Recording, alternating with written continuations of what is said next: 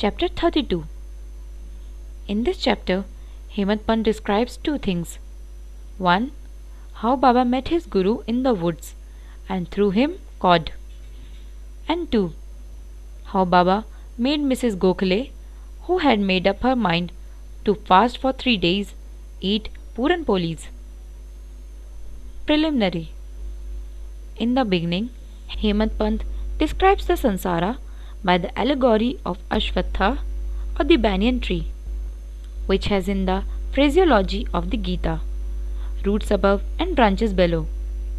Its branches are spread downward and upwards and are nourished by the gunas, and its sprouts are the objects of the senses. Its roots, leading of actions, are extended downwards to this world of men. Its form cannot be known to this world, nor its end, its beginning, nor its support. After cutting this Ashwatha tree of strong roots with the sharp weapon of non-attachment, one should seek the path beyond, treading where there is no return. For traversing this path, the help of a good guide is absolutely necessary. However learned a man may be, or however deep his study of Veda and Vedant, he cannot reach his destination safely. If the guide be there to help him and show him the right way, he would avoid the pitfalls and the wild beasts on the journey move aside. Baba's experience in this matter, through the story which he gave out himself, is really wonderful, which then attended to will give you faith, devotion and salvation. The quest. Once 4 of us were studying religious scriptures and other books, and being thus enlightened, we began to discuss the nature of Brahma. One of us said that we should raise the self with self-efforts and not depend on others. To this, the second replied that he who controls his mind is blessed. We should be free from thoughts and ideas, and there is nothing in the world without us. The third said that the world is always changing. The formless is eternal. So, we should discriminate between the unreal and the real. And the fourth urged that bookish knowledge alone is worthless, and added, let us do our prescribed duty and surrender our body, mind and 5 pranas to the Guru's feet. Guru is God, all-pervading. To get this conviction, strong, unbounded faith is necessary. While discussing in this way, we 4 learned men began to ramble through the woods in the quest of God. The 3 wanted to make the quest with their free and unaided intellect. On the way, a Vanjari man who trades in certain things such as grains, etc., by carrying them, met us and asked us, "It is hot now. Where and how far are you going?" "In the woods," we replied. He inquired, "On what quest are you bound?" We gave him an ambiguous and evasive reply. On seeing us rambling aimlessly, he was moved and said, "Without knowing the woods fully, you should not wander at random. If you want to walk through the forest and jungle, you should take a guide with you. Why do you exert yourselves unnecessarily during this hot noon sun? You may not give out to me your secret of the quest. Still you can sit down, eat bread, drink water, take rest and then go.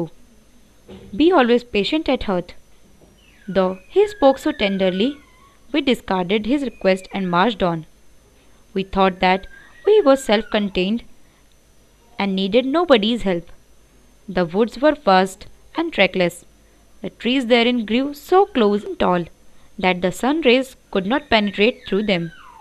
So we lost our way and wandered here and there for a long time. Ultimately, through sheer good luck, we came back to the place from where we started. The Vanjari met us again and said, "By relying on your own cleverness, you missed your way. A guide is always necessary to show us the right way in small or great matters, and no quest can be successfully carried out on an empty stomach. Unless God wills it, no one meets us on the way.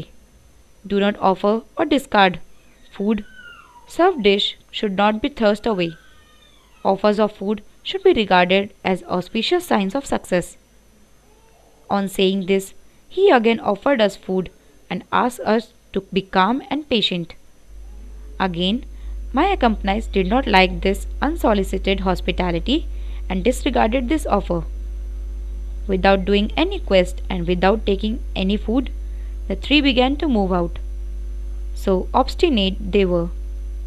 I was hungry and thirsty, and I was moved by the Vanjari's extraordinary love. We thought ourselves very learned, but were strangers to kindness. The Vanjari was a quiet, illiterate, and unqualified fellow, and belonged to a low caste. Still he had love in his heart, and asked us to eat his bread.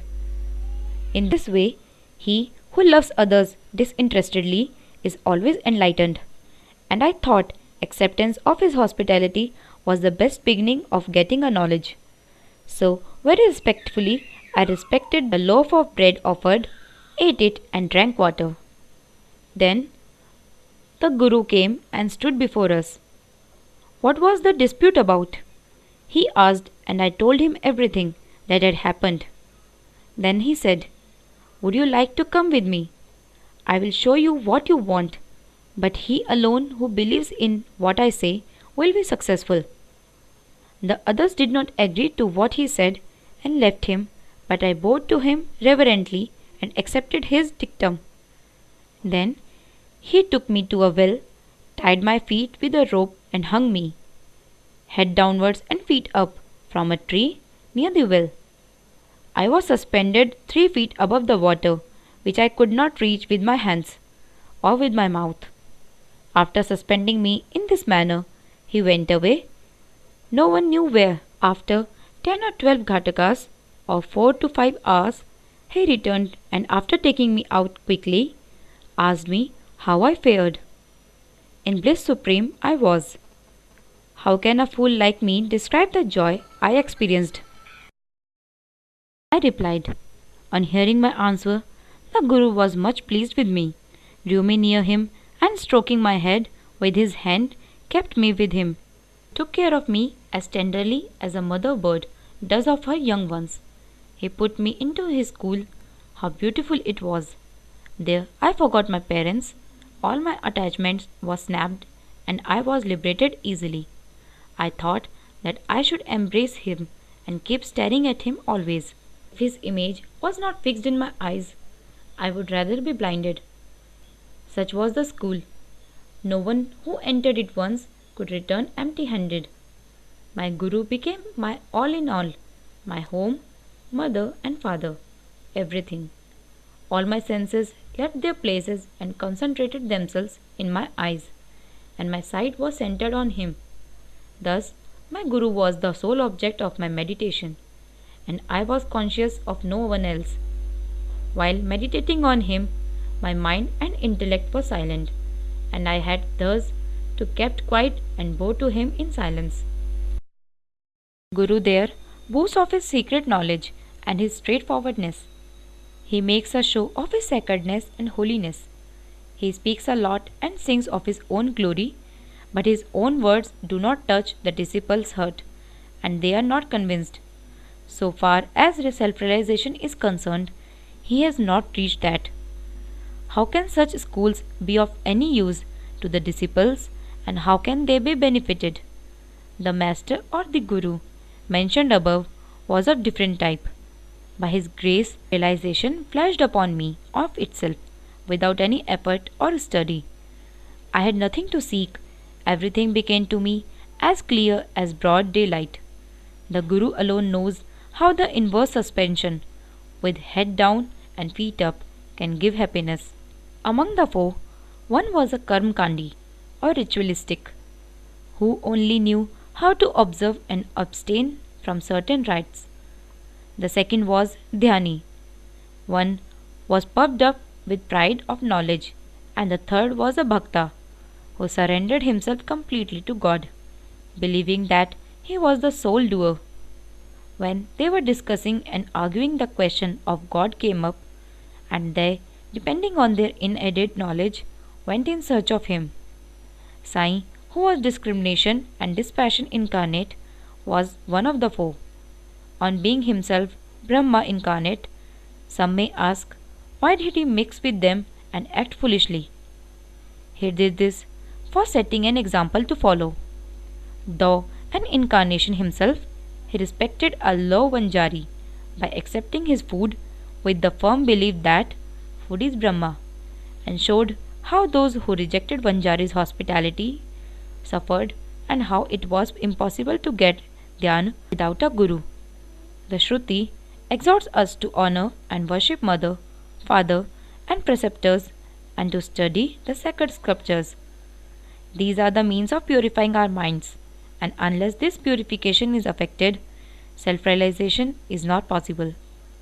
Neither the senses nor the mind and intellect reach the self.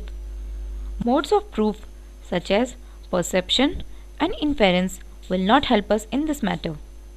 It is the grace of the Guru that counts. The objects of our life such as dharma, artha and kama are attained with our effort. But the fourth object, the moksha or the liberalization, can only be had with the help of the Guru. In the life story of Shri Sai, many personalities appear and play their part.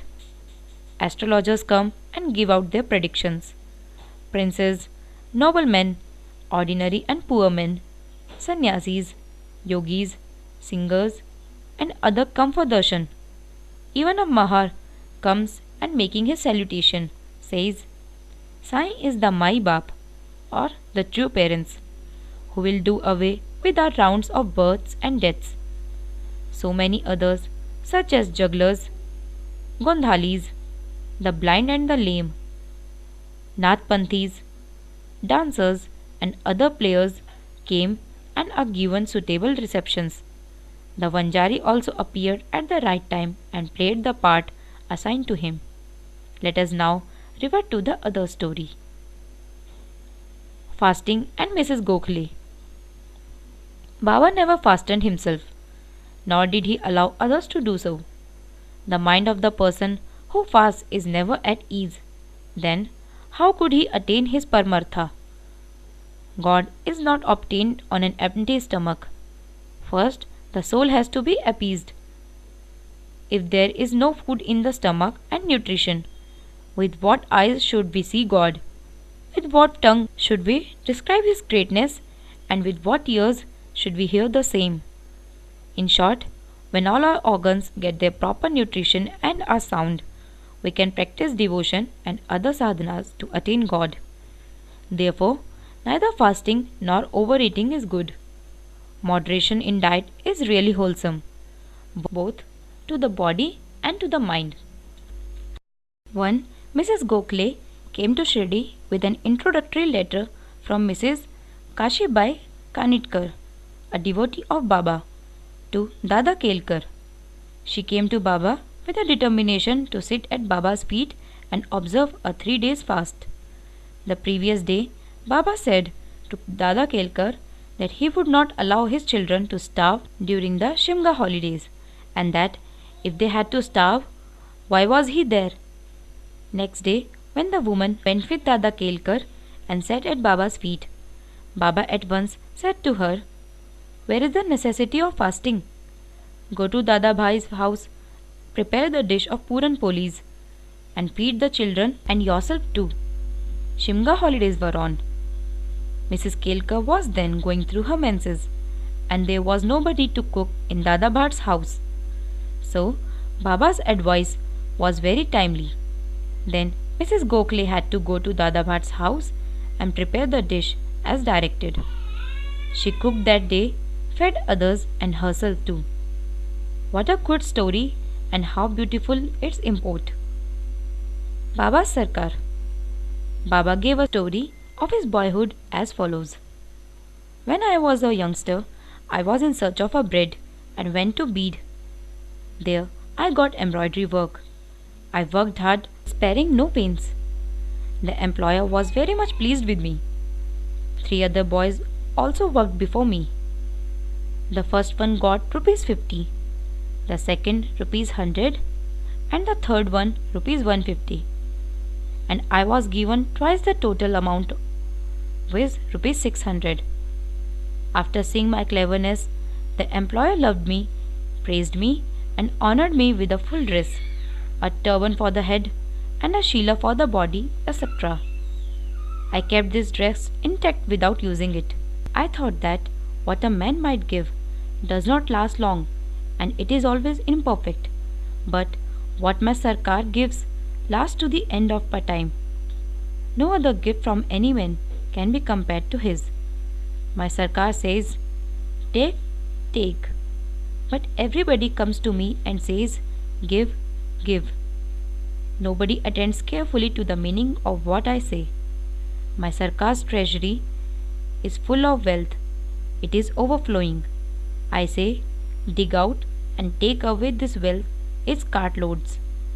The blessed son of a true mother should fill himself with this wealth. The skill of my fakir, the Leela of my lord, and the aptitude of my Sarkar is quite unique. What about me? Body will mix with earth, breath with air. This time won't come again. No matter where I go or where I sit, Maya always troubles me much. Still, I am always anxious for my man.